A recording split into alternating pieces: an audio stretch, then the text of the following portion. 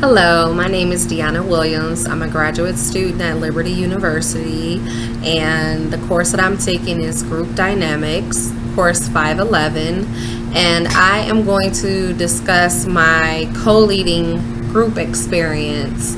I had the privilege of co-leading a group for busy moms, and that was on Wednesday, June 27th at 9 a.m.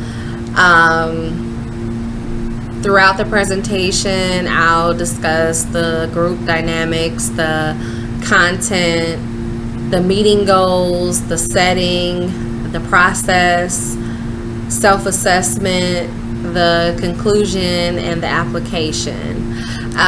The ladies typically meet bi-weekly on Wednesdays. They meet at different locations.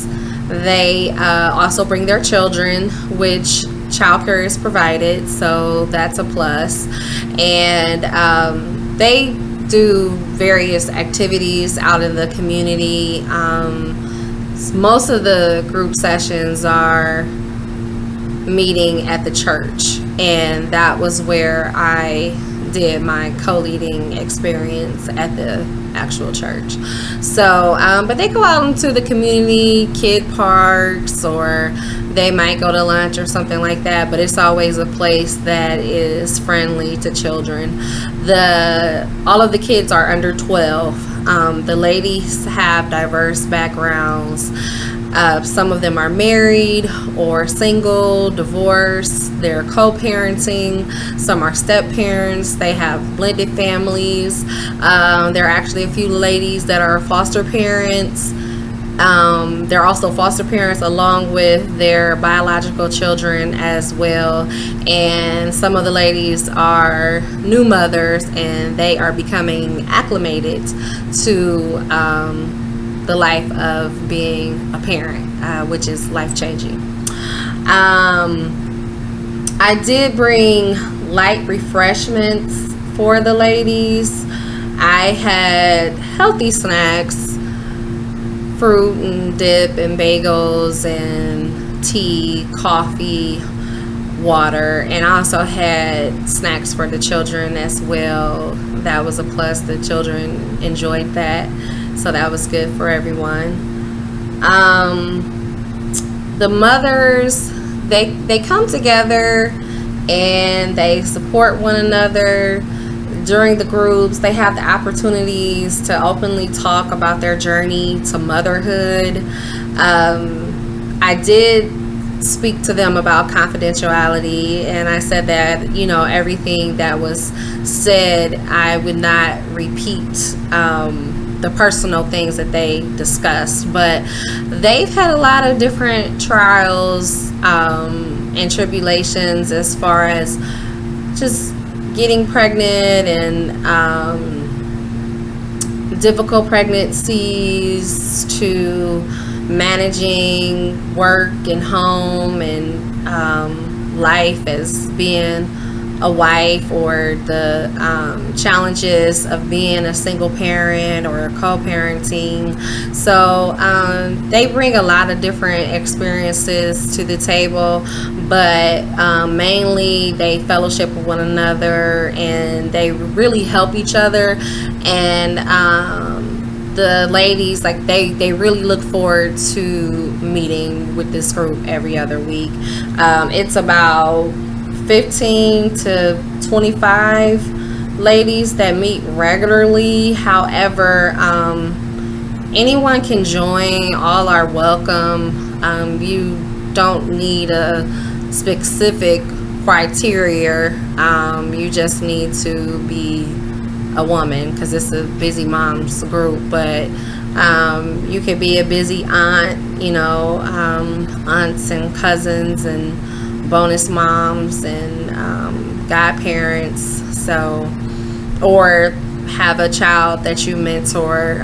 Just as long as you have interaction with a child on a regular basis, that you play a significant role in their lives. I did do a warm-up activity with the ladies, which was beneficial. It's actually, the breathing pattern was developed by Andrew Will. It's called the 478 breathing technique. So the first step is you exhale completely through your mouth, making a whoosh sound. Close your mouth and inhale quietly through your nose to a mental count of 4. Hold your breath for a count of 7. Exhale completely through your mouth, making a whoosh sound, to a count of 8. So basically, we repeated this twice, and it just looks like a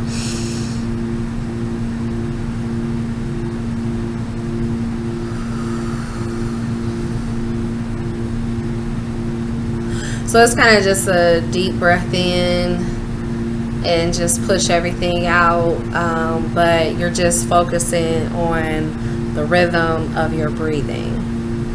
And when practiced regularly, it's possible that this technique could help you fall asleep. It could help with anxiety, and it's designed to put your body into a deep relaxation.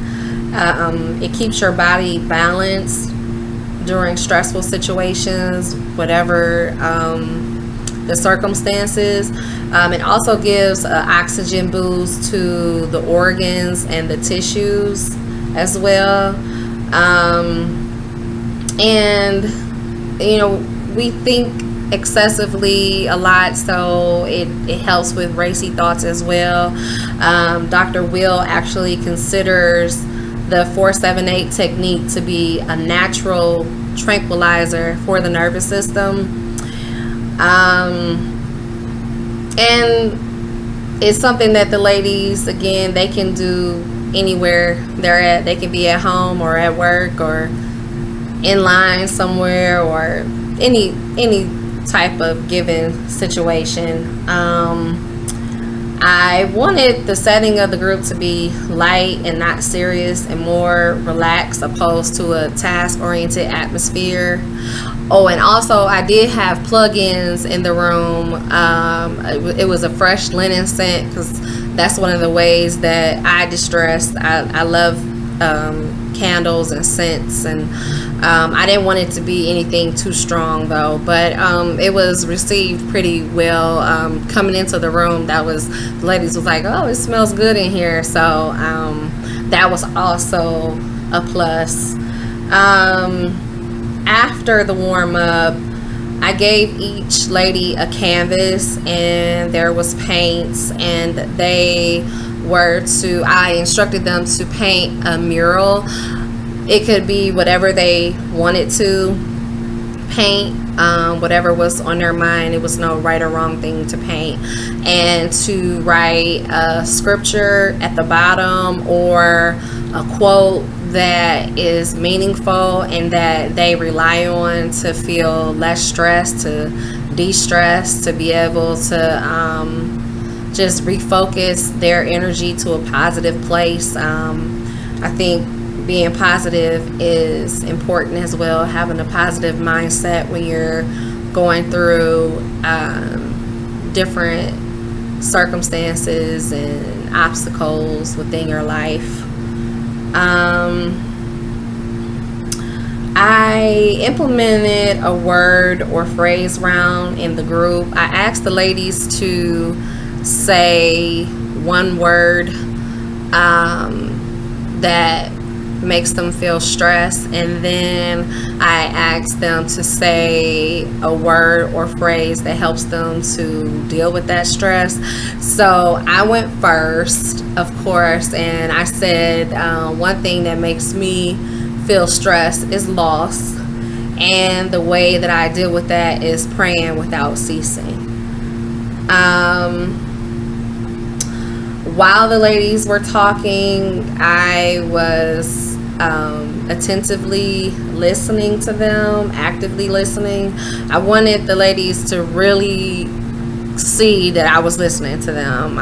I was really focusing on that a lot, just making eye contact, nodding my head, to what they were saying. I was actually surprised that they opened up so much, but they did. So I think that choosing that topic to speak about relieving stress was very beneficial to all of the women, because they were so receptive, and I really didn't know what to expect. I did attend the group prior to taking this course. Actually, I attended the group twice, but it was spaced out. I hadn't been there in a while, and it was new faces, and I really didn't know anyone, but the ladies, they knew each other, and so that was good. Also, I showed a short video, a 15-minute video by psychologist McGonigal. Her outlook is quite interesting. The title of the video was to make stress your best friend, which was a different outlook to view stress. Basically, people can change their way of thinking regarding stress, and if they can do that, they'll also change the way their body responds to stress. And when you do feel stress, I mean, you think your heart pounds, you're breathing quicker, your forehead may get sweaty, your palms, you may break out in hives or have a panic attack. But stress has been made into a public health enemy, and her video discussed new research that suggests that stress may only be bad for you if you believe that to be the case. People are urged to see stress as a positive, and introduce the video introduces everyone to the unsung mechanism for stress reduction, and also reaching out to others during that process. Reaching out to others if you need help, and reaching out to help others as well. So I also implemented a survey for the ladies, which I passed out a handout, but I didn't collect it. It was just for their own personal use. It was 4 questions, and they could answer sometime, frequently, or never. So the questions were, do you de-stress when you're feeling stressed? How often do you feel stressed? Can you avoid stress? Is it possible? And if taught, would you use stress relieving tips?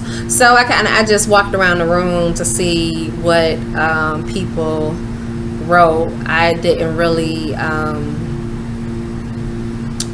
I didn't do anything with that information. I just kept a mental note of that for basically summarizing what everyone was saying and which tips I would focus on going over. So once the ladies were done doing the rounds, I summarized basically what each person was saying. The leader of the group wrote down the words on the board, what the ladies were saying, what makes them stressed, different things, driving, hearing their children cry, finances, just a plethora of things. One lady said sleep, and I'm trying to think of things that aren't too revealing, but it was because people got really specific as to what stresses them in their life. So and I didn't really think, I'm like, okay, sleep can be stressful, but that was good for the breathing activity. She just meant that as far as just what I was saying before, having so many thoughts going through your mind, thinking about what you have to do the next day, and if you don't get everything done that day, then it of course follows on to the morning of the next day. Some of the tips that I gave the lady to relieve stress, because I also gave them literature, was tips to recognize stress alerts and solutions, as well as regarding the importance of finding their own personal outlets to let go of stress and increase their mental and emotional well-being. Taking walks, reading your favorite book, reading the scriptures or quotes, coloring with children, journaling daily, bubble bath, personal time for yourself, at least 30 minutes a day, just something for you that you enjoy doing. Setting small realistic goals, and not trying to do everything. Asking for help, setting aside time for yourself, eat plenty of fresh fruits and vegetables, which I did have, exercise regularly, cardio, take a yoga class, get enough sleep, talk about what you're feeling stressed about. A lot of people don't share how they're feeling, and if you don't share how you're feeling, then people, they won't know. And the overall purpose of the group was to show women that trying to be stress-free is also productive. Trying to relieve stress so they don't have to feel guilty, and that's really important to take that time to just help yourself departmentalize everything that you're going through, to be able to balance life-changing events like getting married, becoming a parent, moving, starting a new job, losing a job, losing a loved one. You can feel frustrated, overworked. There's a lot of things that, life is a journey, and there's a lot of things that happen to us in life. And of course, you have to keep God first. That's most important. The key to balancing good stress and bad stress is relaxation, in such a way that will optimize your life experiences. Remaining healthy, mental, physical, and emotional and spiritual health is very important. And listening to your body, if you're feeling tired, making sure that you adhere to that, and maybe you may need to take some steps back. If you're excessively tired, then you may need to go to the doctor. You could possibly have sleep apnea. Just making sure that your health is intact, because if you're not healthy, then you can't take care of anybody else. Overall, all the ladies participated, so I was really excited about that. I looked around, everyone seemed engaged afterwards. I was done, they all clapped.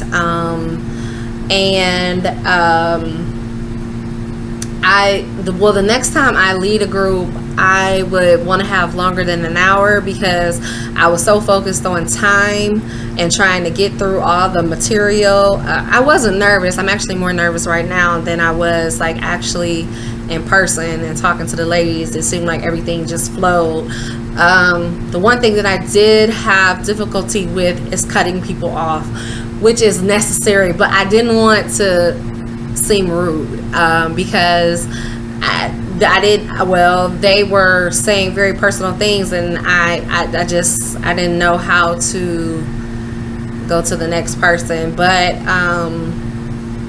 we did get through everything, so I appreciated that. And I just felt rushed, because I just had to focus on time. So I might have missed some things because I was just focusing on, okay, I have this much time left. Just making sure, being mindful of the clock. So it was a great experience, and I look forward to being able to lead a group in the future. And a scripture that I rely on to relieve stress, and when I'm feeling stressed, is Philippians chapter 14, verses 6 through 7. Don't worry about anything. Instead, pray about everything. Tell God what you need and thank Him for all He has done. Then you will experience God's peace, which exceeds anything we can understand. His peace will guard your hearts and minds as you live in Jesus Christ. Thank you so much, and have a great day. God bless you.